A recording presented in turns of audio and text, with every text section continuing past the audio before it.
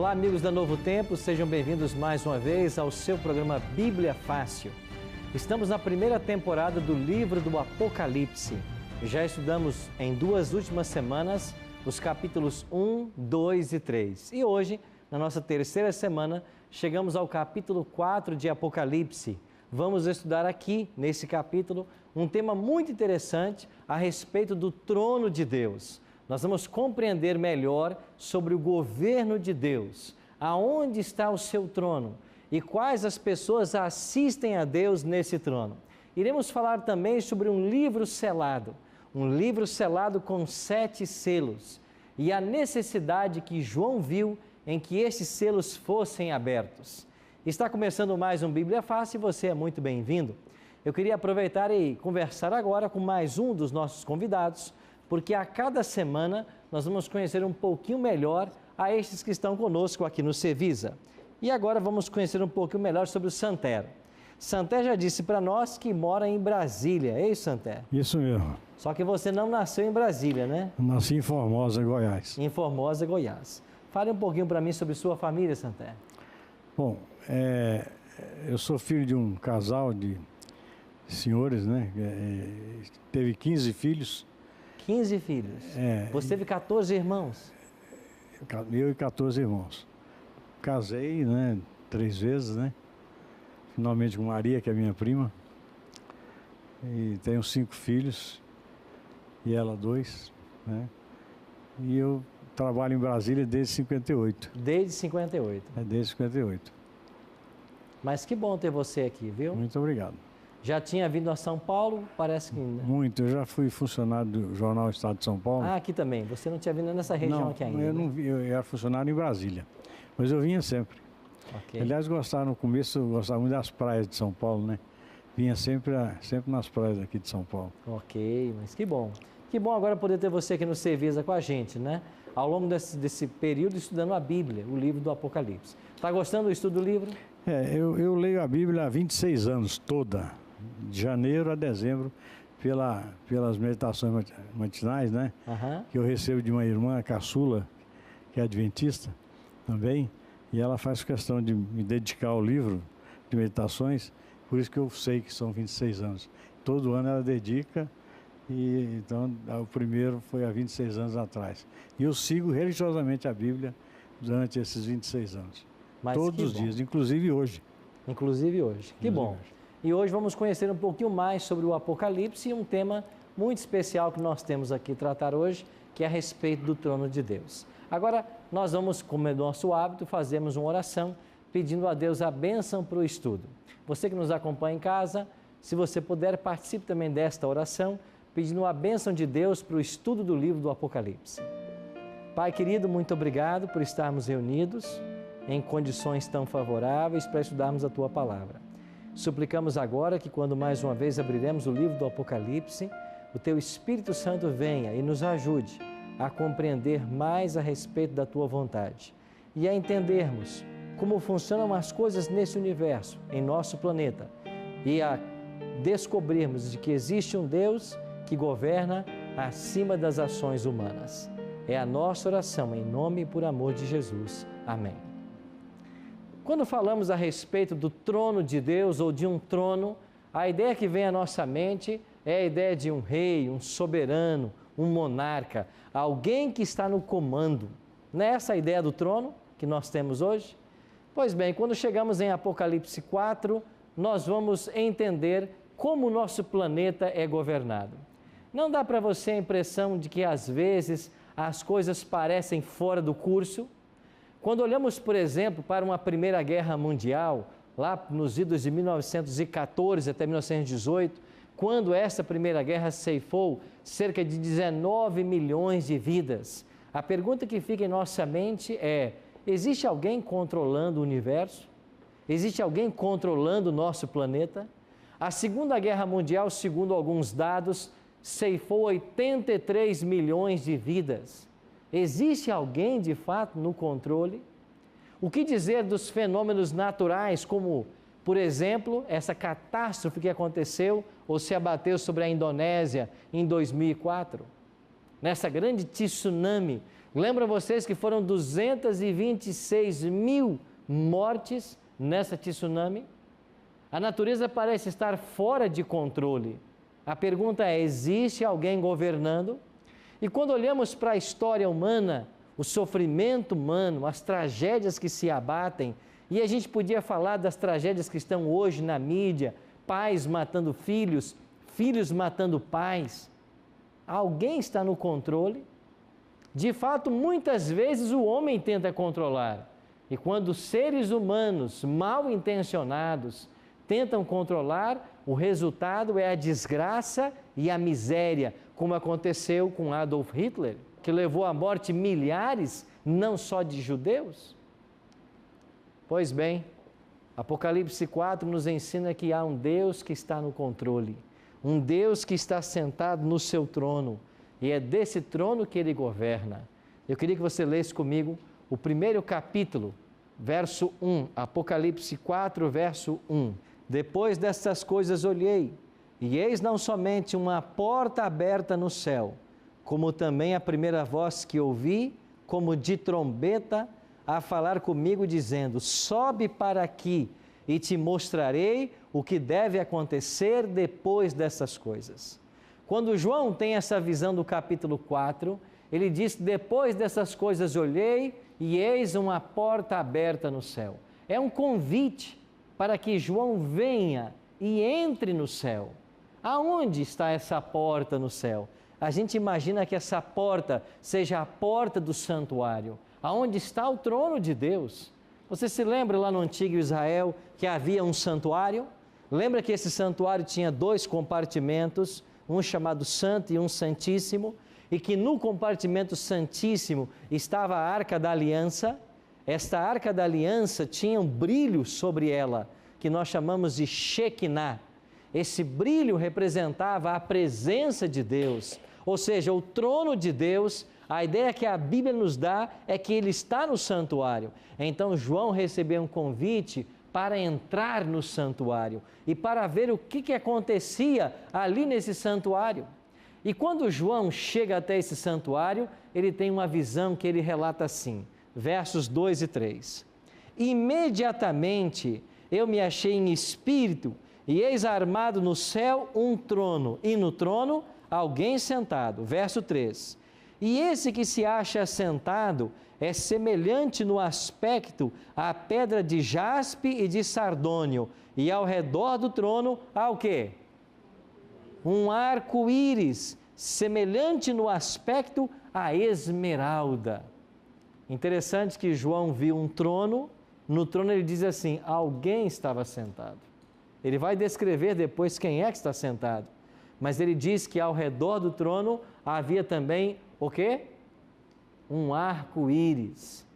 O profeta Isaías também teve uma visão do trono de Deus. E nós já dissemos para vocês de que a base para compreender o Apocalipse é o Antigo Testamento. Em Isaías capítulo 6, por exemplo, no versículos 1 a 3, o profeta Isaías escreveu assim: no ano da morte do rei Uzias, eu vi o Senhor assentado sobre um alto e sublime trono, e as abas das suas vestes enchiam o templo. Serafins estavam por cima dele, cada um tinha 6 asas, com 2 cobria o rosto, com 2 cobria os pés e com 2 voava. E clamava uns para os outros, dizendo: Santo, Santo, Santo é o Senhor dos exércitos, toda a terra está cheia da sua glória. Você vê que imagem linda Isaías está descrevendo? Ele também viu o trono de Deus, e ao redor do trono haviam serafins. Serafins é uma categoria de anjos, e eles possuem 6 asas. Com 2 eles voavam, com 2 cobriam os pés, com 2 cobriam o rosto, porque eles estavam diante do Deus Todo-Poderoso, e eles clamavam: Santo, Santo, Santo. Interessante. Agora João tem uma visão parecida. Ele também vê o trono, só que agora ele tem um outro detalhe. Ele diz que esse trono, ao redor dele, um arco-íris. Um arco-íris semelhante à esmeralda. Você sabe qual é a origem do arco-íris? Quem se lembra? É o sinal que Deus deixou que não destruiria mais a terra através da água, nem esse dilúvio. Exatamente. O arco-íris, a sua história remonta-se ao livro de Gênesis. E lá no capítulo 9, nós temos a história do dilúvio. E após o dilúvio, Deus disse para o povo, para Noé e os seus 3 filhos, né? Eu vou colocar o meu arco nas nuvens. E todas as vezes que vocês virem o meu arco, esta é uma aliança que eu faço com vocês, de que eu não mais destruirei a terra com água. Interessante, por que Deus fez essa aliança com o povo? Porque após o dilúvio, as pessoas que povoaram a terra, elas tinham muito medo da chuva. Porque todas as vezes que chovia, e as pessoas pensavam que seria um novo dilúvio. Porque assim havia começado o dilúvio, com a chuva ininterrupta. Então Deus fez o quê? Ele colocou o seu arco nas nuvens. Então, quando começava a chuva e o povo via o arco, eles se lembravam da palavra do Senhor dizendo: não mais destruirei a terra nas águas. E o que é o arco-íris? Não é um fenômeno, uma ilusão de ótica? Você se aproxima e de repente ele desaparece? O arco-íris é uma ilusão, porque é apenas a junção da água com a luz do sol. Tanto é que se você tiver em casa uma torneira e uma mangueira e jogar a água em direção ao sol, à luz do sol, você vai ver refletida na água as cores do arco-íris. Então o arco-íris é a junção da luz com as gotas da água, o prisma da água. Qual é o significado desse arco-íris agora ao redor do trono de Deus? Assim como o arco se une por causa da luz e da água, o Salmo 97 diz de que a justiça e a misericórdia são a base do trono de Deus. Então, assim como você tem a luz e a água, no trono de Deus você tem a justiça e a misericórdia. De fato, Deus é um Deus justo e misericordioso. Ele consegue unir essas duas funções enquanto Ele administra o nosso universo. Um outro detalhe sobre o trono de Deus. Na visão do capítulo 4, há outros detalhes. Nós aprendemos pela história da Bíblia que Satanás tentou usurpar o trono de Deus. E você talvez conheça já a história do surgimento do mal no nosso universo. Mas existem 2 profetas do Antigo Testamento, Isaías e Ezequiel, que descrevem muito bem como o mal começou em nosso universo. Tudo era perfeito no universo criado por Deus, até que o profeta Isaías diz assim: como caísses do céu, ó estrela da manhã, filho da alva, como foste lançado por terra, tu que debilitavas as nações. Tu dizias no teu coração: eu subirei ao céu, acima das estrelas de Deus, exaltarei o meu trono. O diabo quis colocar o trono dele acima do trono de Deus. Era um anjo perfeito. O profeta está dizendo: ó estrela da manhã. Era um anjo que brilhava. Daí vem a expressão Lúcifer, anjo de luz. Já o profeta Ezequiel vai perguntar assim: estivestes no Éden, jardim de Deus. Eu te coloquei como querubim da guarda. Estiveste sobre o monte santo de Deus. Andaste no meio das pedras afogueadas. Eras perfeito nos teus caminhos desde o dia em que foste criado, até que em ti se achou iniquidade. O teu coração se encheu de violência e pecaste, pelo que te lancei profanado fora do monte de Deus. Esses 2 profetas estão descrevendo a queda do anjo Lúcifer. E após esta rebelião contra Deus no céu, ele foi expulso. Satanás foi expulso do céu. E nós aprenderemos no Apocalipse, quando chegarmos ao capítulo 12, que ele conseguiu enganar 1/3 dos anjos de Deus. E 1/3 parte dos anjos de Deus foram expulsos com ele. Veremos isso com detalhes no capítulo 12. E esses anjos expulsos do céu vieram parar no planeta Terra, que era perfeito. Tudo era perfeito para o primeiro casal. Mas esse anjo caído, usando a serpente, começou a conversar com Eva, enganou Eva, levou a participar do fruto que Deus proibira. E quando ela come do fruto e leva para Adão, o pecado tomou conta do nosso planeta. E Adão, que fora criado para ser o governante da terra, agora as mãos esse governo vai para as mãos de Satanás. Adão teve que ser expulso do jardim para não mais ter acesso à árvore da vida, porque se ele comesse mais dessa árvore, ele seria um eterno pecador. Então Adão perdeu seu domínio e temporariamente o domínio da terra passou para as mãos de quem? Satanás. Por isso Cristo, no Evangelho, vai dizer: chegou a hora de ser julgado este mundo e agora será expulso o príncipe desse mundo. João 12:31. Ou seja, ele é príncipe por usurpação, porque ele roubou o lugar de Adão, quando levou nossos primeiros pais ao pecado. E quando Satanás assumiu o controle do nosso planeta, agora nós temos um mundo desgovernado. Porque é a intenção de Satanás provocar todas as tragédias, todas as misérias e levar destruição e tragédia à família humana.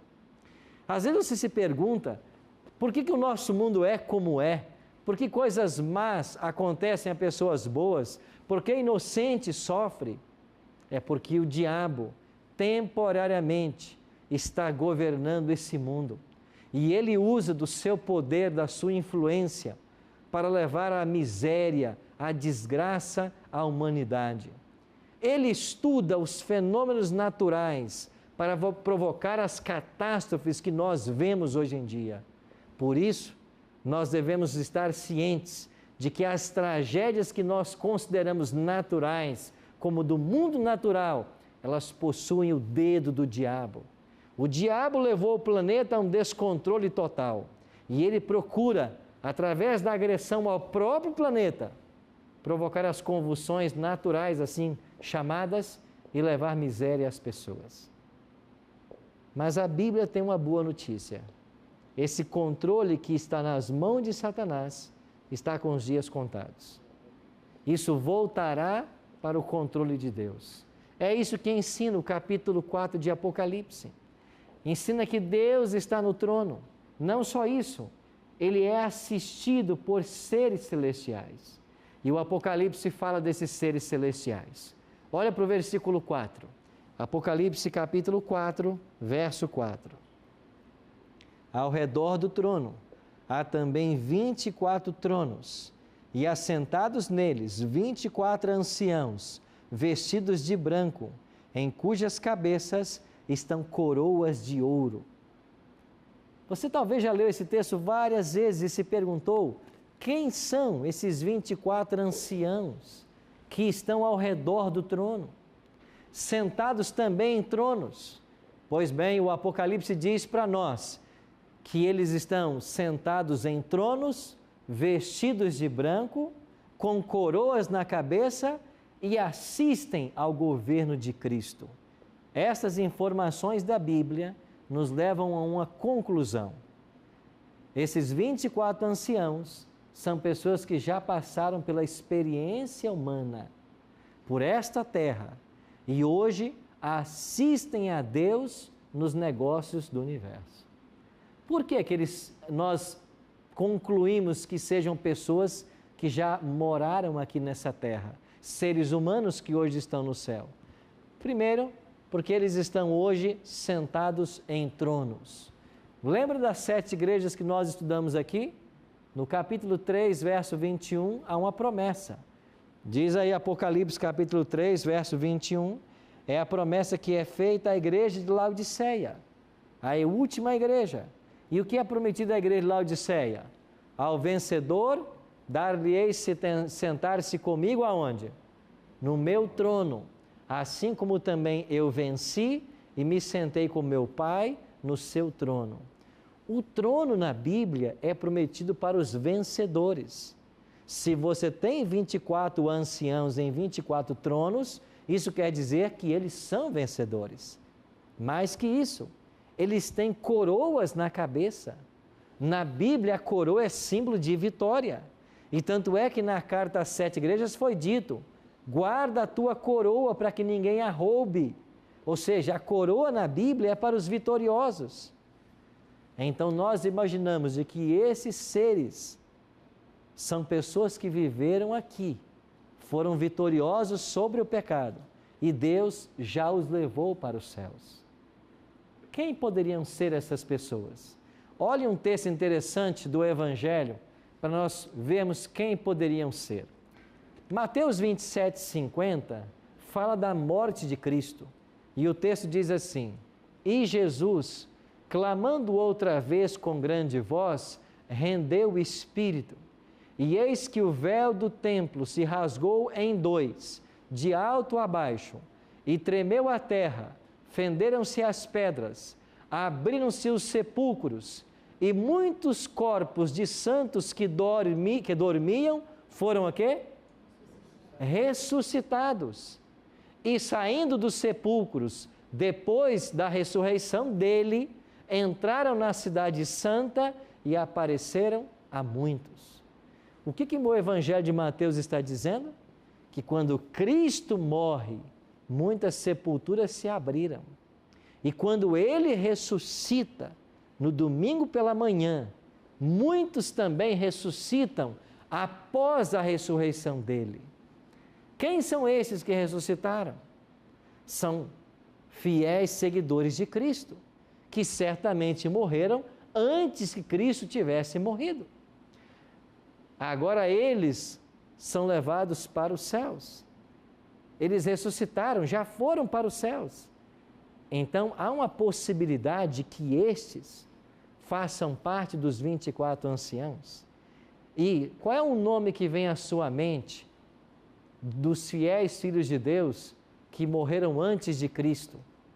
Você não pensa em vários nomes de homens que já viveram aqui? E quais desses já estão ressuscitados e já estão no céu?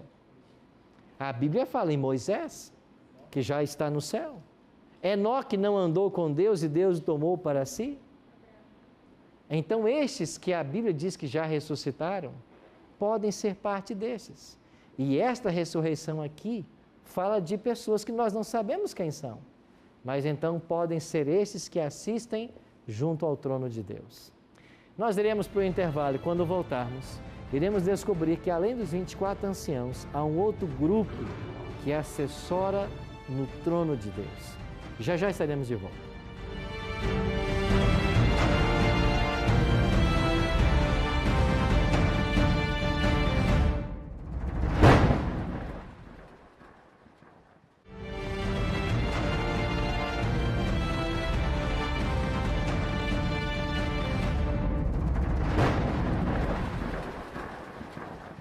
Estamos de volta com Bíblia Fácil, hoje dando o Apocalipse capítulo 4 a respeito do trono de Deus. Se você quer participar dos estudos e receber em sua casa uma linda revista com todos os temas que aqui estamos abordando, basta ligar para o nosso telefone 0 operadora 12 21 27 3121 ou então acessar nossa página na internet novotempo.com/Bíblia Fácil. Ali você vai ter a arte dessa revista, você clica, vai abrir um formulário, você preenche o formulário e num prazo de 15 a 20 dias, essa linda revista pode estar chegando em sua casa e você acompanha o programa a cada semana um tema. E eu queria aproveitar e motivar você, eu quero convidar você a fazer parte de uma classe muito especial de estudo desses temas. Todos os domingos à noite, as igrejas adventistas estão abrindo suas portas para receber você. O tema que aqui nós tratamos ao longo da semana, no domingo ele é tratado também nas igrejas. E você então pode procurar uma dessas igrejas, faça-nos uma visita e aprenda mais sobre esses temas. Se você não sabe onde encontrar uma igreja perto da sua casa, acesse o nosso site encontreumaigreja.com.br.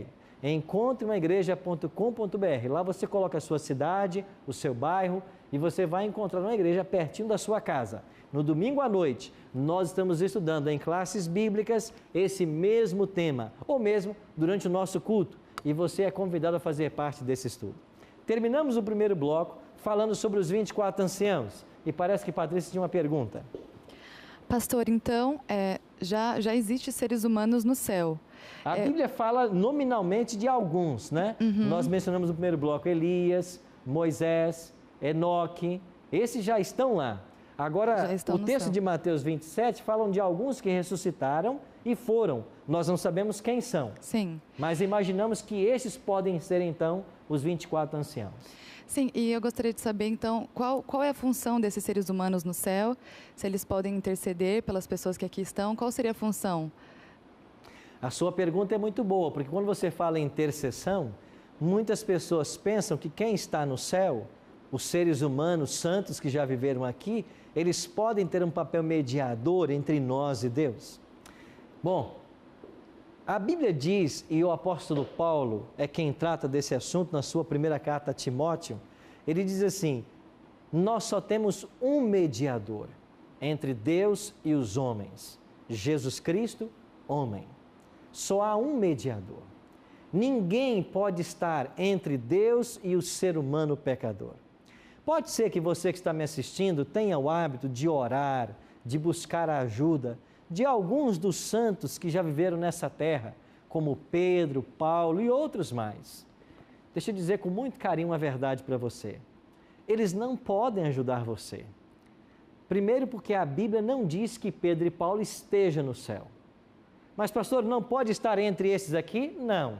Não, porque quando Cristo ressuscita, Pedro e Paulo ainda estavam vivos, eles não estavam mortos. Eles só morreram no ano 67. Então eles não podem estar nesse grupo aqui. Mesmo se estivessem, como esse grupo aqui, eles não têm a função de mediação. Eles não podem mediar por você, eles não podem te ajudar. Deus não deixou você abandonado. Deus deixou um mediador. Deus deixou Jesus Cristo. Ele é o nosso elo. É Cristo pela natureza humana que se ligou à humanidade. Ele é Deus, ele se liga ao Pai. Ele é homem, ele se liga à humanidade. Ele é o elo, ele é o único elo. E quando vamos para Atos capítulo 4, versos 11 e 12, lá diz claramente que abaixo do céu não existe outro nome pelo qual importa que nós sejamos salvos. Então só Cristo. Nenhum ser humano, por mais santo que tenha sido, mesmo que já esteja no céu, mesmo que pertença aos 24 anciãos, eles não têm a função de serem nossos mediadores. Só Cristo é o nosso mediador. Pastor, ali quando fala que foram ressuscitados e apareceram a muitos, o que significa esse apareceram a muitos? Seria os fantasmas, alguma coisa assim? Não, Bruno. Eles quando ressuscitaram, eles ressuscitaram com corpos glorificados, como Cristo também tinha um corpo glorificado. Você lembra que Cristo, após a ressurreição, ele comeu com os discípulos? Você lembra que Jesus disse para Tomé, põe aqui o teu dedo? Ou seja, ele tinha um corpo, era um corpo glorificado, mas ele podia ser tocado. Esses que ressuscitaram aqui, ressuscitaram com corpos glorificados, mas era o mesmo corpo que eles tinham antes da morte. Eles ressuscitaram agora com o mesmo corpo, só que perfeito, sem vestígios do pecado. E eles foram para Jerusalém, aqui diz a cidade santa, né, que é Jerusalém, e eles apareceram para muitas pessoas, falando o quê?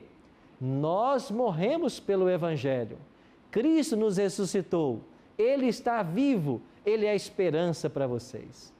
Então, quando fala que eles apareceram, foi naquela época que Jesus Cristo ressuscitou. Naquele mesmo dia que eles ressuscitaram, eles apareceram para muitos na cidade santa, que é Jerusalém, e eles testificaram da ressurreição de Cristo. Okay. Foi esse o motivo deles irem à cidade, contar que Jesus ressuscitou. Certo? Então, há uma possibilidade de que estes sejam parte dos 24 anciãos. Agora, olha o próximo verso aí do Apocalipse que nós estamos estudando. Verso 5. Do trono saem relâmpagos, vozes e trovões, e diante do trono ardem 7 tochas de fogo, que são 7 Espíritos de Deus. Essas 7 tochas, diz o Apocalipse, são 7 espíritos. O que são esses 7 espíritos? É uma alusão ao próprio Espírito Santo. Porque o número 7 na Bíblia, ele significa perfeição. Aqui são 7 espíritos, é um simbolismo do próprio Espírito Santo, que está diante do trono. Então você tem os 24 anciãos, o Espírito Santo. E quem mais você tem aí? Olha o que diz o próximo verso, verso 6. Há diante do trono um como um mar de vidro, semelhante ao cristal, e também no meio do trono e à volta do trono, 4 seres viventes, cheios de olhos, por diante e por detrás. O primeiro ser vivente é semelhante ao leão, o segundo, semelhante a novilho, o terceiro tem o rosto como de homem, e o quarto ser vivente é semelhante à águia quando está voando. E os 4 seres viventes, verso 8, tendo cada um deles 6 asas, estão cheios de olhos, ao redor e por dentro, e não tem descanso nem de dia nem de noite, proclamando o quê? Santo, Santo, Santo, é o Senhor Deus, o Todo-Poderoso, aquele que era, que é e que há de vir. Interessante, não é a mesma visão que teve Isaías? Os seres aqui com as suas 6 asas, proclamando Santo, Santo, Santo. E por que é que eles proclamam Santo, Santo, Santo? Aqui os teólogos são quase unânimes, porque aqui é uma referência à Trindade, a Deus Pai, Deus Filho e Deus Espírito.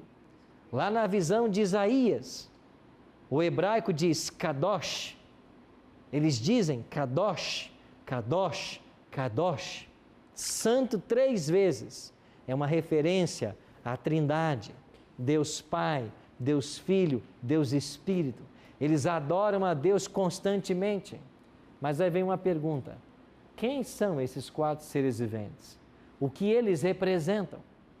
Quando vamos para Ezequiel, nós temos uma visão muito parecida.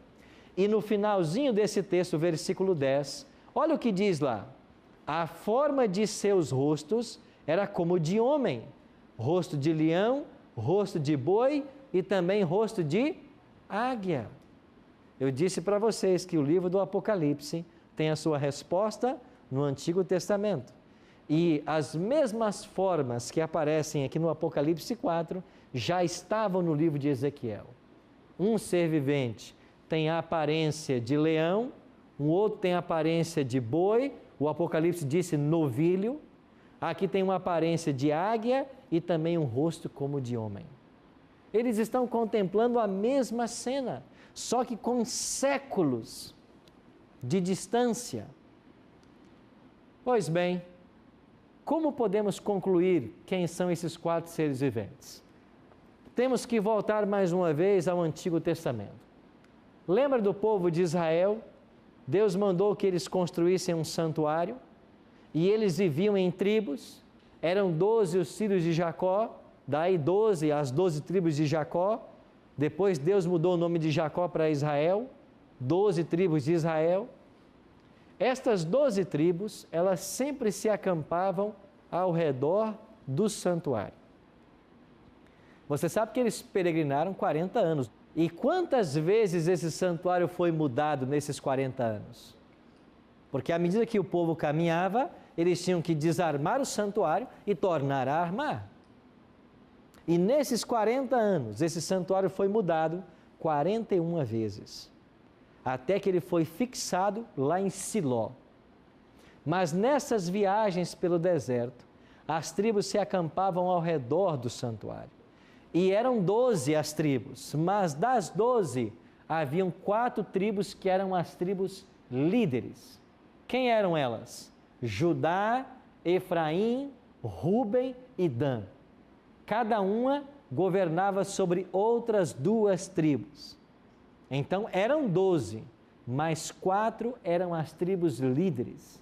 E estas tribos líderes tinham sua bandeira ou estandarte. E sabe qual era o estandarte dessas tribos? Na tribo de Judá era um leão que estava pintado no estandarte da tribo.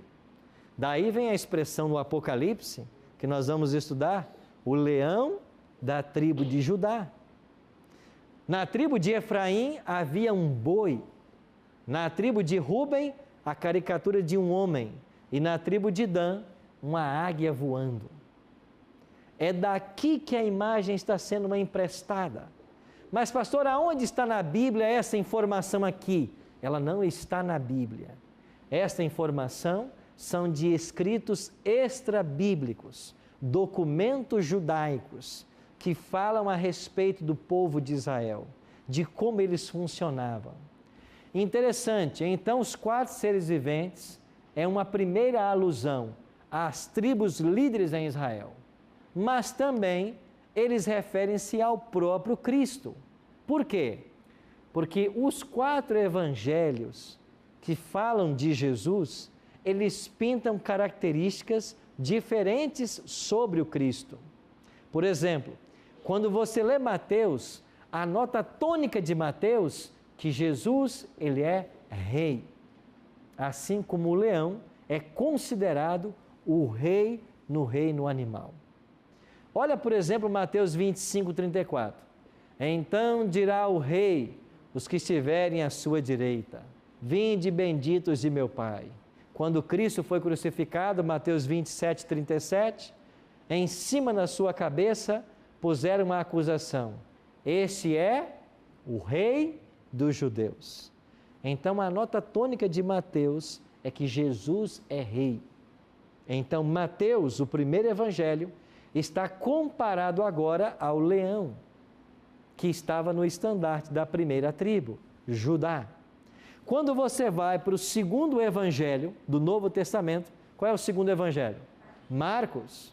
Vem o evangelho de Marcos. Qual era o estandarte da tribo na segunda tribo líder em Israel? Era um boi, um novilho, diz o Apocalipse. Agora em Marcos, Jesus é apresentado como aquele que serve. Esta é a nota tônica. Olha para Marcos 9,35. E ele, sentando-se, chamou os 12 e lhes disse: se alguém quiser ser o primeiro, será o derradeiro de todos e o quê? Servo de todos. E em Marcos 10,44, Jesus repete: qualquer que entre vós quiser ser o primeiro, será o quê? Servo de todos. O Filho do Homem não veio para ser servido, mas veio para servir. Então, Marcos, a nota tônica dele é: Cristo é o servo. Ele faz um eco ao profeta Isaías, que apresenta Jesus como servo sofredor, lá no capítulo 53. Qual é o terceiro evangelho que nós temos na Bíblia? Lucas. Em Lucas, o evangelista está preocupado em apresentar Cristo como Filho do Homem. A natureza humana de Cristo é destacada.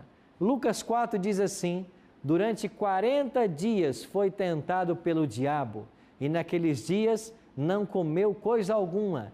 E terminados eles, Jesus teve o quê? Fome.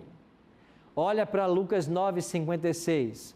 Porque o Filho do Homem não veio para destruir as almas dos homens, mas para salvá-las.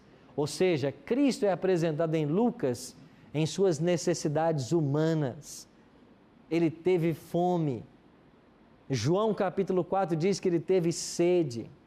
Então nós vemos aqui Cristo como sendo homem. E quando chegamos a João, é ele que vai pintar Cristo como sendo Deus. E a águia na Bíblia é símbolo dessa divindade. Em João 1 diz: no princípio era o Verbo estava com Deus e o Verbo era Deus. Cristo era Deus, ele estava com Deus. E em João 10,30 Jesus diz: eu e o Pai somos um. Ou seja, João é o evangelista que apresenta Cristo na sua divindade. Então, esses 4 seres viventes que estão ao redor do trono, eles fazem alusão às tribos líderes em Israel e também a ofícios do ministério de Cristo, como pintado pelos 4 evangelhos: Mateus, Marcos, Lucas e João. mas são seres reais. E esses seres reais participam de uma cena litúrgica. Há uma cena de adoração. Aí está Deus no trono, ao redor os 4 seres viventes e depois os 24 anciãos. E o que acontece nessa cena litúrgica? Olha comigo o versículo 9 em diante. Apocalipse 4, verso 9. Quando esses seres viventes derem glória, honra e ações de graça ao que se encontra sentado no trono, ao que vive pelos séculos dos séculos, os 24 anciãos prostrar-se-ão diante daquele que se encontra sentado no trono, adorarão ao que vive pelos séculos dos séculos, depositarão as suas coroas diante do trono, proclamando o quê?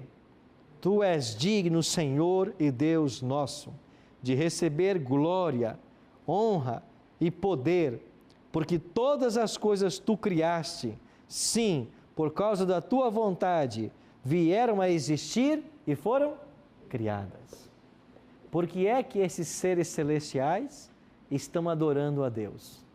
Por que é que esses seres depositam suas coroas aos pés do trono? Porque eles estão aqui reconhecendo. Reconhecendo o quê? Que Deus é o Criador. Eles estão cantando: Tu és digno de receber a glória, de receber a honra, o poder. Por quê? Porque todas as coisas tu criaste. Sabe que uma das grandes intenções de Satanás é tirar isso do coração do homem? Você sabe que em 1859, finalmente foi publicado um livro muito famoso, chamado A Origem das Espécies. E esse livro, publicado por Charles Darwin, foi um atentado à religião, porque ele começou a pregar de que, de fato, nós somos produtos da evolução, da sobrevivência do mais apto, do mais forte. E com ele veio uma campanha científica muito forte para destronar Deus do seu lugar.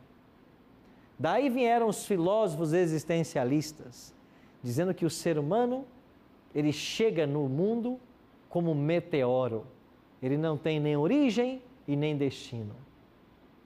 E quando as pessoas perderam o senso de que Deus é o Criador e de que a nossa vida não tem sentido, a humanidade começou a perder o sentido da vida. Porque se eu vim de um animal primata, se eu não vim das mãos de Deus, isso acaba com a dignidade humana. Quando você crê que Deus é o Criador, que você foi feito imagem e semelhança dEle, isso torna o ser humano a coroa da criação. O ser que foi criado para governar todas as coisas. Mas quando você perde o senso da sua origem, a sua vida cai num vazio.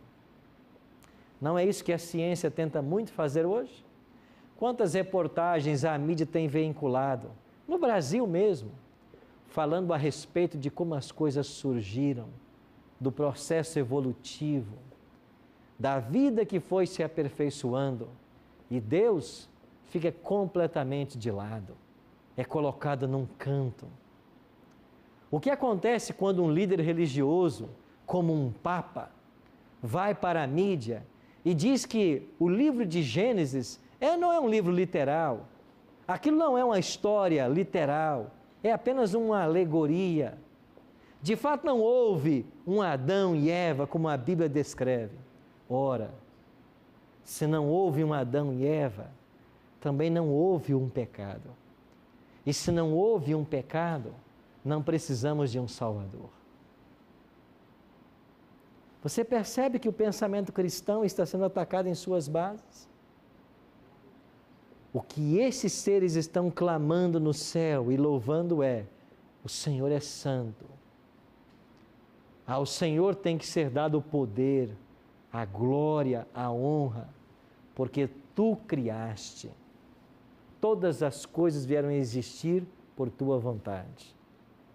Deus nunca tensionou que tragédias acontecessem à humanidade.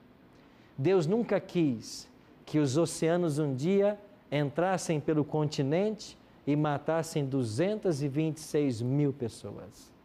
Deus nunca quis isso. Mas quando a humanidade tira Deus da história, quando a humanidade passa a acreditar que ela é apta por si mesma, que tem que desenvolver esse senso de sobrevivência que foi dado de alguma forma, a nossa razão vai para o controle de Satanás. E ele usa pessoas e movimentos para trazer desgraça ao nosso planeta. Amigos, há um Deus que governa acima de todas as forças humanas. E esse Deus, a despeito dos problemas, Ele está conduzindo o seu povo em direção a um final feliz. Uma outra verdade solene: esse Deus que governa o universo, Ele está presente nos momentos mais difíceis da vida do ser humano. Ele não provoca as tragédias, Ele não provoca as misérias. Isso é o diabo quem provoca. Toda tragédia, toda desgraça, todo mal vem de Satanás. Agora, mesmo no meio das tragédias, Deus vai estar aí. Nos momentos mais difíceis da sua vida, Ele vai estar aí. Sabe por quê? Porque Ele ama você. Você não tem culpa, às vezes, de que uma pessoa que você muito ama foi acometida de um câncer. Deus também não tem culpa disso. Mas agora que isso aconteceu, Ele vai estar aí do seu lado para ajudar. Ele vai ver cada lágrima que for derramada. Ele vai se aproximar do leito como um Deus de amor e vai trazer a paz de espírito que nós tanto precisamos. Não é Deus que fez com que aquele pai recentemente despedisse de sua esposa, colocasse os 3 filhos dentro de um carro e se jogasse contra um caminhão. Isso parece que foi em Goiânia. Não é Deus que quis isso, mas são pessoas que de alguma forma se afastaram dele. Não é Deus que quer que uma pessoa se vista com um colete de bombas, vá para um local público e exploda matando, se suicidando e matando dezenas de outros. Não é Deus que quer isso, mas é porque pessoas estão se afastando de Deus. E quando nós nos afastamos de Deus, nós cometemos as piores barbáries. Então hoje o cristianismo está sendo ameaçado na sua base, porque estão tirando Deus do lugar dele. Deus é o Criador, Deus está no trono, e no trono Ele governa. E a despeito dos momentos difíceis que você enfrenta, há um Deus que está no controle. Lembre-se, a sua história ainda não terminou, mas quando a sua história terminar, diz o Apocalipse, ela terá um final feliz, porque o grande conflito se aproxima do seu final. E a paz que um dia nós perdemos, o sofrimento que hoje se abateu, ela voltará, porque o Éden será restaurado. Tudo aquilo que nós perdemos no Gênesis, o Apocalipse diz que vai ser restaurado. Nós perdemos em Adão e Eva a árvore da vida. O Apocalipse diz que ela vai ser devolvida. Perdemos em Adão e Eva a vida eterna, ela será devolvida. Nós perdemos a paz, a perfeição, a unidade da família. Isso será devolvido no Apocalipse, quando Cristo voltar. Por isso, enquanto ouviremos agora mais uma vez o pastor Jairo, eu queria convidar você a uma reflexão. Deus está perto. Deus vê cada sofrimento. Deus vê cada lágrima. Ele vai estar aí do seu lado para te ajudar. No momento mais difícil, você pode acreditar. Ele vai estar com você.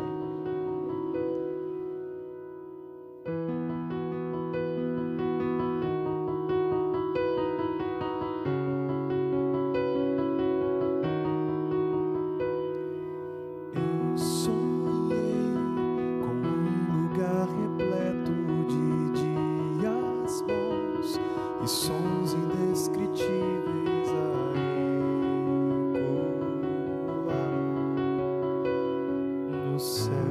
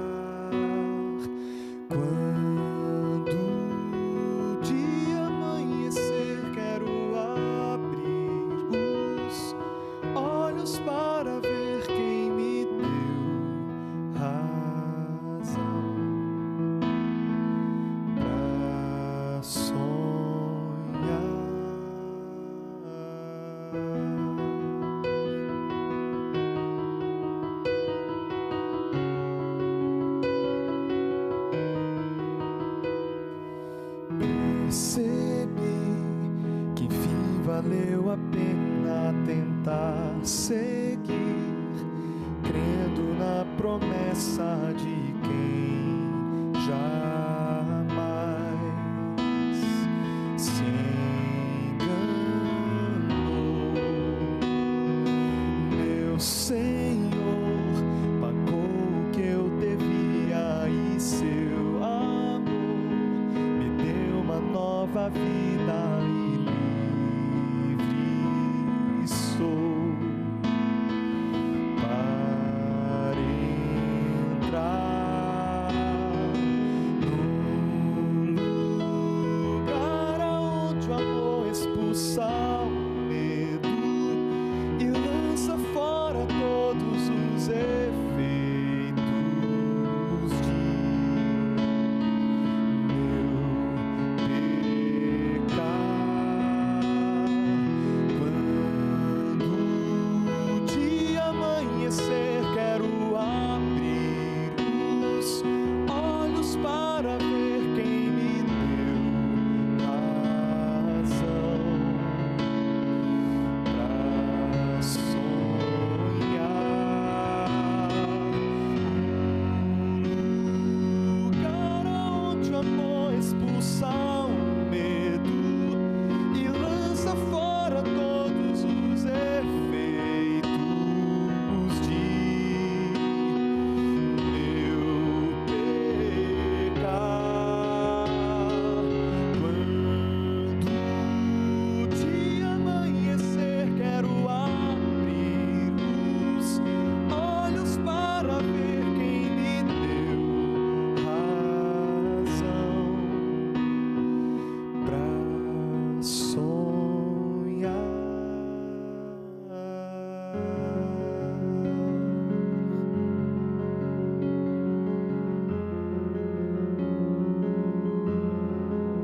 Eu queria convidar você a orar comigo agora.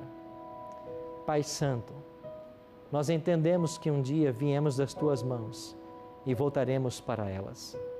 Nós acreditamos que Tu és o nosso Criador. Nós queremos crer nisso com toda a força da nossa alma. Nós queremos nos preparar para esse reino que breve será estabelecido quando Jesus voltar, quando o sofrimento e a miséria terão fim, porque o reino será tomado de Satanás e dado aos santos do Altíssimo. Pai, nos fortaleça em nossa caminhada e nos prepare para esse dia. Em nome de Cristo nós te oramos. Amém. Semana que vem, vamos abrir o capítulo 5 de Apocalipse e estudaremos o capítulo 5 e 6. A abertura dos selos e o que cada selo revela. Eu espero por você no nosso próximo encontro. Deus o abençoe. Eu vivo o sobrenatural de Deus todos os dias. Então não dá para perder a comunhão, não dá para sair dos caminhos. Mas hoje eu tenho a plena convicção que eu estava mal orientada, mal direcionada. A minha bússola, o norte, o ponteiro dela estava quebrado. Então, é assim que eu me sinto hoje, enxergando um norte, começando a ver uma saída para esse momento que eu passei de desigrejada, se eu posso colocar assim.